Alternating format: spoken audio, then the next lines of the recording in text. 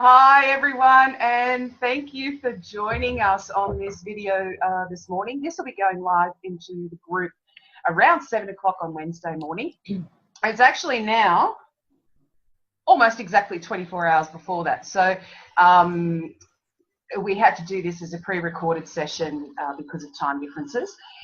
But, oh my God, I am so excited to introduce you all to Daniela D'Angelo. Now, I'm just going to let Daniela say hi, and then I'm going to tell you a little bit about her, and I'm going to have to read that from my script because she's so awesome. She's done so much stuff, and I don't want to miss any of it. So hi, Daniela.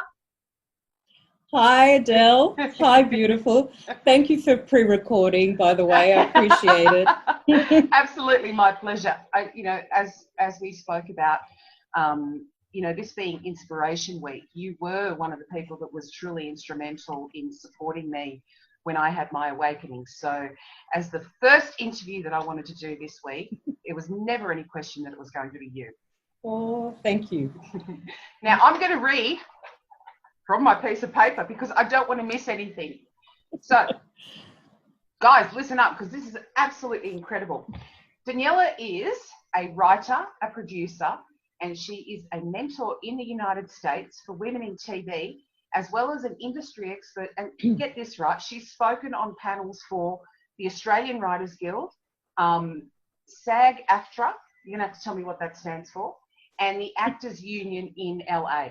Now, I mean, geez, but there's more, guys, just there's more.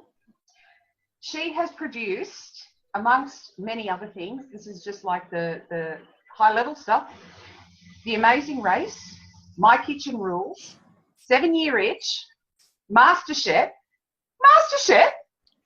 and Outback House for the ABC. I just, you know what, we could end the interview right here and just go, yeah! My God, what an amazing woman. Daniela, wow. can I ask you, what is SAG-AFTRA? Well, they're actually two unions that merged a few years back, and it's the Screen Actors Guild and the Alliance, I don't know if I'm going to get this exactly right, Alliance for Film, Television and Radio. And they're two of the biggest unions and guilds in the US, and wow. they merged to basically become a stronger force. And so, I mean, you can't work in film and TV without SAG-AFTRA having some say in how wow. it's done and it's and they're there to protect the artist. They're there to protect the producer and the writer and So you've been on a panel for that organisation. That's amazing. Wow. Yeah. So that was actually last year in October. I was invited to be on a panel with a few other women through an organisation I mentor through called the Alliance for Women in Media. Yeah. And what we did was they invited me to speak about producing TV. So the panel was called The Anatomy of a TV Show, and it was basically talking to aspiring producers and writers about how to make and write TV. Wow. So it was fun.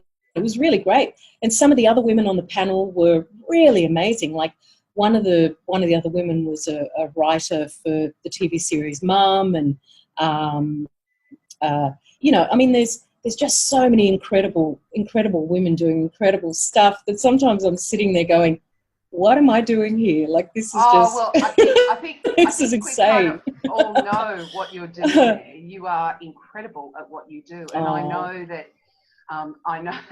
I know that there was a time last year where you were so in demand here in Australia that they actually called you back here. They wanted you above and beyond anyone else. They wanted you.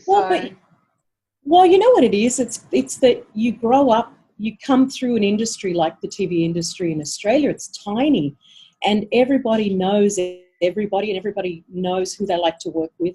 And so when I left Australia to move to the US 5 years ago, I still had all these amazing connections and all these amazing producers that I love to work with. And so, they're all my friends.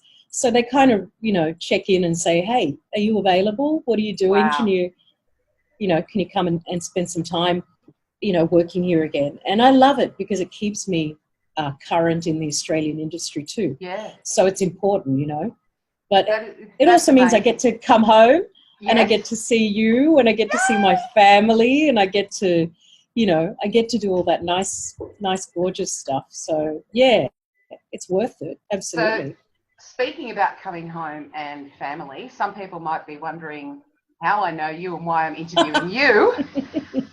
For everyone who's watching, Daniela is my cousin. Our dads are brothers, and we grew up in downtown Matraville. Amazing. and both of our family homes are still the original family homes that we grew up in. So, I know for me, going home and seeing mum and dad is a bit of a time warp. And I think for Daniela, coming from America back to Australia, it's even more of a time warp. Am I right? Yeah. But the funniest thing is that you get back and you go, oh, wow, that's right. This is my family home that I grew up from when I was 1 to, I'm not going to say my age. And you walk in the door and all the same things get triggered from when you were like 2, 3, 4 years old. And you're like, okay, some healing is about to go down here. You know what I mean? Like I'm about to be reminded what I need to check in with myself on. It's like, interesting. And so you now live in Malibu with your absolutely gorgeous and absolutely adorable husband, John. Yeah, he's nice. And I've seen the vista that you live with on a daily basis, and it is, man, we're talking about inspiration this week in the group, and if anything is inspiring, it's what you wake up to every day, apart from your husband. Yeah. Husband's pretty good. Yeah, I know. But yeah, it's amazing to be able to, and even if you don't live on the beach, I just happen to live on the beach, but one of the big things for me is first thing is to walk down and ground and just get my feet into the earth. Yeah. So into the sand, into the water. When I was living in Sydney, I used to walk out into the garden barefoot and just get my feet on the grass. Nice. And just kind of remind myself, okay, this is what I belong to. This is who I am. This is what is me. This is what's real, and it does. It's inspiring because you just kind of, you have a moment of quiet, whether it's 1 minute or an hour or whatever it is, and then you get on with your day, and that, like the industry I'm in, TVs can be pretty superficial, but it can also be really challenging and in your face. Yeah. So it just helps to have a nice grounding every day, and to meditate and wake up and meditate and spend 20 minutes or however long I can have that day, to just set my intention for the day, have a really nice awareness that, whatever happens, and I'm going to be a good person regardless, and I'm not going to compromise myself in the process, and just remind myself of my goals and where I'm going, So yeah. I just want to say at this point again, anyone who's watching, is it any wonder I find this woman inspirational? Is it any wonder? I'm telling you, I roll out of bed, I put the coffee machine on, I shoot off a coffee, I go outside, I come back, I shoot off another coffee, and I sit down at the laptop. And here you are, and reminding me on a regular basis that that grounding aspect is so important, and it's a perfect way to start the day. Yeah. I think too, though, Adele, I have to say you're an incredible inspiration for me. Like, since, when was it, 3-4 years ago now, when we first had that conversation where you said to me, I want to embrace this amazing thing that's coming through me. And I looked at you and I just thought, what courage. That takes so much courage, even to say those words, that you want to embrace the life energy that's coming through you. Because most people run from that. It's a scary energy. Oh, it's very easy to run away from it. Very easy. Exactly. And you didn't. But, I've got to say that, again, because we're talking about inspiration, and to me, inspiration incorporates support. It incorporates that aspect of what I like to refer to as open guidance, and that understanding without judgment. And Yes. what I can say to you is that, and I remember it very clearly for anyone who's watching, we were at a family picnic. I had my awakening in August. The family picnic was in October. And Daniela had come home. And when I saw her, I had been struggling for a couple of months and going, I don't know what's happening. I kind of have an idea. I don't really know what's going on. And I saw Daniela, and we hadn't really been in contact for quite some time because, you'd sort of been traveling. And as soon as I saw you, I went, she's going to understand. And then when I spoke to you, and really I want to share this with people because it was such a pivotal moment in my life. And I spoke to you and I said to you, this is sort of what's happening. And this is the part where it's about open support and open understanding. You just turned around to me and went, oh yeah, you're an intuitive healer. And I went, what? And now here we are 4 years later, and I'm just, I've tried all other different types of titles and understandings, and there is nothing else. I am an intuitive healer. And, you saying those words and then the support that you offered ongoing after that while I was still finding my feet. I've got in my notes here that you're just so knowledgeable about so much to do with spirituality that I'd be throwing things out there and you'd come back with like a dozen different things. And I'm like, how does she freaking know all this? How does she know all this stuff? So look, on that basis, can you tell everyone a little bit about how you started on your own spiritual journey? Because I know it started quite young for you. Yeah, look, I think, what I do want to say just very, very first before I say this is that we've known each other since the year zero, right? Yes. So, and I have to say that my whole life, whenever you've given me a hug, it's always been a healing hug. So you've been a healer the whole time we were growing up, and probably a million lifetimes before that. But you know what I'm saying? Thank you. So I just need to say that's why I recognized it, because I knew it was already there in you. And I felt it every time I'm in your presence. And anybody who's lucky enough to have a healing with you knows that. There's an energy that comes from you that is not like anything else that you experience. You don't experience you on a daily basis. Like you're an amazing healer. I just have to live with me. I just have to say that straight out. Thank you so much. That's beautiful. Thank you. Well, it's true. It's true. And I love that. So it was easy for me to see it because I and back to your question, when did I start? I started really early, and I was 14 years old when my brother took me to a meditation center and said, I think this might help. And it was probably because, I was a crazy 14-year-old who just wanted to go out and party, and I didn't stop me partying. It just meant that learning to meditate and learning to get in tune with my spirituality meant that I was working out who I was at the same time as working out who I was in the world.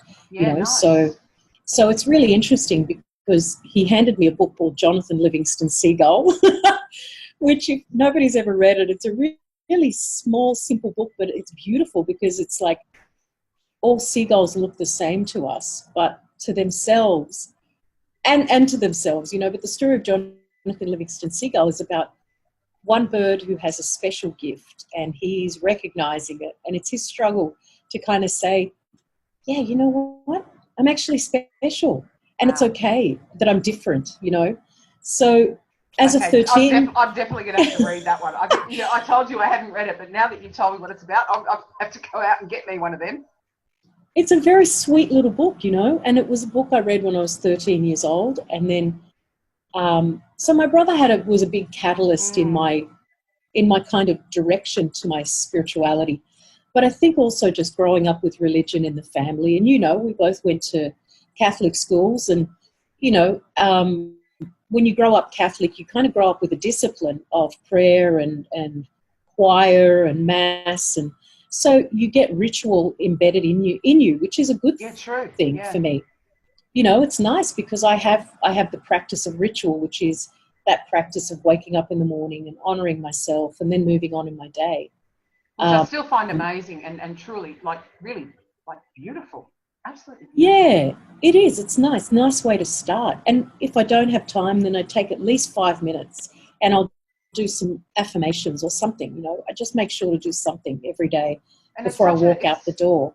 Yeah, it's a big part of respecting yourself, which I think is something that everyone really needs to take a leaf out of that book, and realise that you know, respecting yourself is probably one of the most important things you can do for yourself in life. I agree. Generally. Yeah. I agree. Yeah. Yeah, because, you know, and I mean, I know through healing work that you've done with me where sometimes that's the cause of the problem is that you've listened to something somebody else has said and you haven't respected what you've needed, you know, and so sometimes that is the root of a problem is the lack of respect for yourself or the forgetting that you're an important being, you know. Yeah, look, it's the core of the problem of I don't like to refer to it as a problem, but it's a core issue with most people to remember that they deserve as much, if not more, respect than anyone else in their life. Exactly. Yeah, and I think that, you know, that always comes back to this thing you're talking about with inspiration, you know. It's like when you actually think about that word, you know, it's like breathing in, isn't it? It's like respiration. It's like giving yourself that breath of life, you know. Sometimes if I'm feeling overwhelmed, I'll pick up a book and I'll just dip into it and I'll read the first paragraph, and it'll be like, you know, a book by Wayne Dyer or Carolyn Meese or Deepak Chopra, somebody that's a you know, an amazing kind of metaphysician or somebody who's really thinking about, you know, their life in that way. And I'll just read something, it'll be perfect. It'll be exactly what I needed to hear, and I'll go, okay, and just stop and breathe and then move on, you know. And it's, again, that's the inspiration. It's the breathing in, isn't it? It's the taking in. I'm sitting here going, why didn't I think of that? Of course, that's exactly what. How did I not realise that? That's just perfection, Daniela. Absolute perfection. Yeah, but you know what I mean? I didn't invent it. I think it's, you know, just, I don't know, it's that thing of where you just kind of, you got to breathe. Yeah. Sometimes we forget to breathe. Oh, yeah. Don't we? You know, because we're like, oh, God, I've got to do this. And it's like, oh, just breathe. And that's enough sometimes. That'll just still things, and then you can move on with madness, you know. Another great reminder. Yeah. Now, listen, I want to ask you, I know that apart from all the other stuff that I mentioned in the beginning, which is just incredible, all the work you've done, you also lend your support as a mentor for quite an amazing group over there in America. And I know that it's something that's quite close to your heart. And I love the mentoring aspect of it. So can you tell us a little bit about that? Yeah, look, this group, the Alliance for Women in Media, is actually the oldest organisation in the US that was established, I think, in the early 50s, 1951. Wow. Yeah. So it's an organisation basically that supports women working in film and TV, but not just women working, it's also women wanting to get into the industry. Because there is an imbalance between, you know, there's an imbalance with pay, there's an imbalance with jobs, there's an imbalance. I mean, we are discriminated against. And so the idea of an organisation like this really is to kind of say, okay, look, there are women who are successful in the industry who want to help other women. And I'm one of them. I want to help other women find their path, and whether that means, you know, they come to a panel that I'm talking on, or whether that means, you know, I did this crazy thing called speed mentoring a couple of months back, where there was 20 women mentors sitting at a table, like speed dating.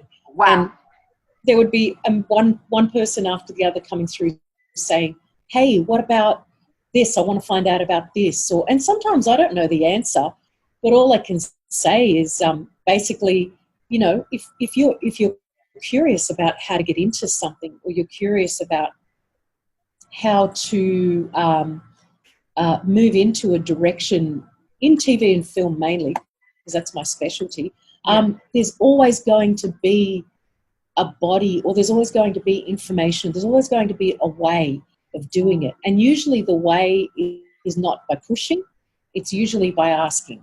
So I think, you know what I mean? It's kind of like saying, how can I be of service as well at the same time as I want to become a producer, I want to become a whatever. It's like, well, why? Why do you want to do that? What's the push behind that? Yeah. You know, what do you want to, you know, of course you need to make money and you want to work for a living, you know. Yeah.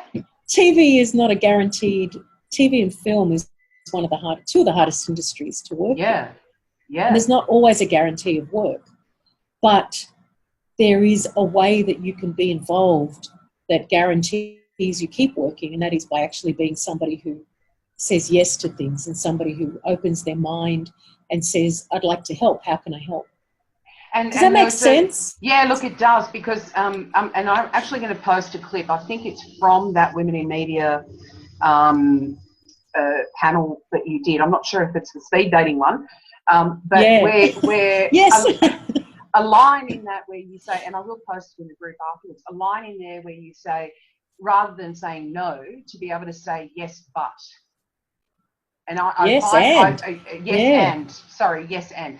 And I find that to me is just, you know, I'm all about empowering people, and, you know, the inspiration aspect of empowerment is, you know, allowing people to find their own way and supporting them in doing that. And that statement, yes, and, I'm just like, oh, that's freaking genius.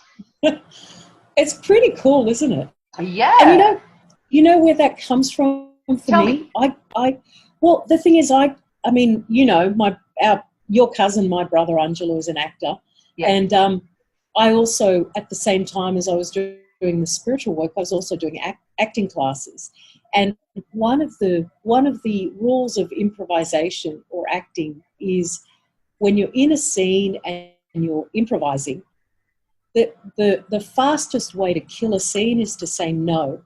Right. The fastest way to grow a scene is to say yes, and so the thing is, when you apply that yes and to your life, what you wind up with is somebody says to you, oh, you know, I really can't do this for you. I can't help you. And you go, oh, okay. Well, that's okay. So you're saying yes, and then you're saying, and the fact that you can then look at that and say, well, then that's not the right path for me to go down, or that's not the right person to help me. Rather than you look at that situation and you say, oh, well, that's it. Too bad. Can't do anything now. They said no. And it's like, no, you don't have to say no. You can say yes and to anywhere in your life, so anything in your life. It's the no but versus the yes and. Exactly. Yeah. You know what I mean? It's like, just because somebody says no to you doesn't mean you have to agree. Wow, I like that. Did you people take note of that? Did you people take note of that? Just because someone says no, you don't have to agree. Write that one down. Yeah, I'm writing it down too. That's fantastic. That is absolutely fantastic. I love it. It's, you know, that in itself is probably the most inspiring quote of the day. Just because someone says no, you don't have to believe them. Woohoo! Yeah, it's a big one, isn't it? I like Sometimes it. I got to remind myself too. I'm going to create a meme on that one, and I'll credit you with that. So look, we have talked about you know, the support and the open guidance aspect of things. If you were to say, you know, a couple of key aspects of that, and why you believe that is so important in helping people succeed, what? Yeah. Yeah. Well, because I know what it's done for me. Do you know what I Right. mean? Like when I was starting out in the industry 20 years ago, you know, to sit down with somebody who was already at the level I wanted to be at, and for them to give me encouragement really made a difference. You know, if I was, you know, it does make a big difference when somebody turns around and says, hey, you know what? You don't know this yet, but it's part of the apprenticeship of your life. It's part of the nice. the you know, it's part of the learning. You know, it's crazy. Sometimes I use these cooking metaphors. So, you know, you know what I mean? Like, so if you're making sourdough, you got to make the culture. You've got to let it grow, and then you can put it into the actual dough, and then it will create that beautiful sourdough. But it takes a process for something to be as gorgeous and flavoursome and tasty as a sourdough. We're the same. You know what I mean? It's like you can't expect to go from 0 to 100 in no time. It takes a little bit of learning to get there, and it's the learning. It's that learning that actually gives you the tools that you can put in your bag, and you can say, oh, I experienced that. I've got a tool for that now because I experienced that earlier on. You know, I sound crazy with the 3 different metaphors all at once, but no, you know what I mean? You know, it's like, but you know what comes to mind when you say that, and I completely agree. And the big difference, and this is what I come across with so many of my clients, is how you learned. How you learned. Like, was it a positive reinforcement type of situation, or was it a negative experience? You know, a couple of weeks ago, you know, I started talking about, you know, someone hurts you and, you know, it's a brick and you put it in the middle of the room. I loved that. Right. I loved that. That is a negative learning experience. That's beat you over the head and learn how you're supposed to be, as opposed to the nurturing, open support, the inspirational type of learning where you can converse with someone, where you can observe what they do and look at that and go, that's really cool. How can I do that for myself? You know? And you know what, Adele? There were, I mean, God, don't get me wrong. You know, my first job was Channel 9 newsroom. That was a rough place to work. You know, there were times where I'd be yelled at from across the room just for, you know, being 1 minute too slow at getting something done. Oh, you know, wow. Oh, so gosh, I just had a really horrible feeling go through me. Wow. Exactly, but that's how it is. You know, sometimes you're going to be in a situation where it's going to feel like shit, and you can still learn from that. And the way that I do it is that I'm aware of the fact that does not belong to me. That is that person's shit. That is not my shit. And so in the moment it feels like shit, but what I've always done, and probably because I started early on knowing myself, I walk away and I physically do this. Beautiful. Beautiful. You just wipe that shit off. It's like, no, exactly. That belongs to me. Not my shit, man. Yeah, nice. But I learned from it, you know. It's kind of like, oh, okay, so next time I need to be faster at doing that job. Or so that's part of my apprenticeship, you know. But as a producer, now I would never speak to anybody else like that. I don't do my work that way. That's fine for them, but I don't think people need to learn that way, so I don't behave that way. But there are always going to be people who are going to behave like that, and that's when you just go, all right, that's your stuff. And yet again, you've just proven why I find you so inspirational. Daniela, I just want to finally ask you, on a personal level, what inspires you on a daily basis? Yeah, lots of things, my God.